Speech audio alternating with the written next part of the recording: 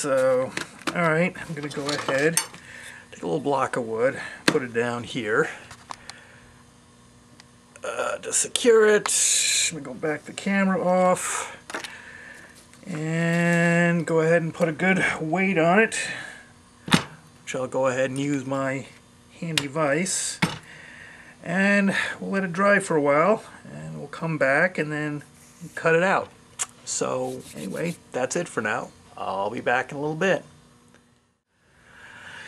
Okay, now that we've given us a chance to dry, I'm going to go ahead and cut all this paper away and trim all these ties down. So go ahead and cut this off here. Get some of the bigger stuff off first, making it easier to work with. And yeah. What I'm going to do is just cut along side of the PC ties and just cut this all down to length, just like that.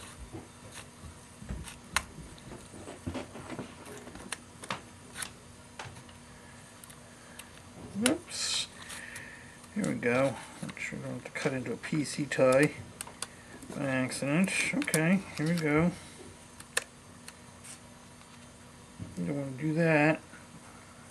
It's already cut to length, so just trim that down, just like that. I'll cut my PC ties maybe a little bit longer, that's not a big deal. And go ahead and got a pair of old, whoops, not good, got a pair of old rail nippers here, because the PC ties are just a little bit long. I'll just go ahead and nip that off there. Go ahead and nip that a little bit too. It's a little too long here. Get that trimmed down evenly. There we go. Go ahead and do that. Alright, I'm going to go ahead and trim around here, trim around the other side.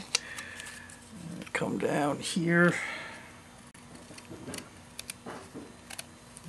See, it comes out all nice and even, and like I say, once we glue this entire unit down to the road bed, we'll be putting ballast on it, and so all this white paper will be buried, it'll be hidden. So and another nice thing about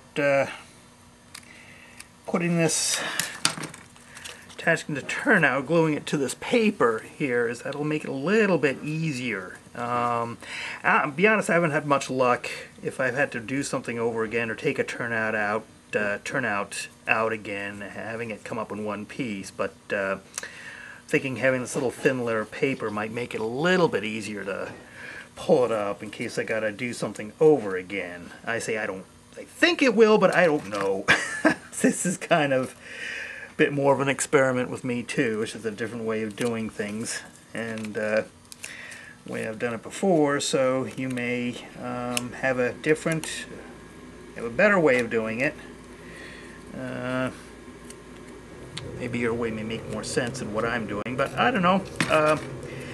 This is one way in which I thought would make life a little bit easier for getting these wood ties in place on these hand-laid turnouts. So your mileage may vary. Like I say, feel free to experiment. Oh, there we go.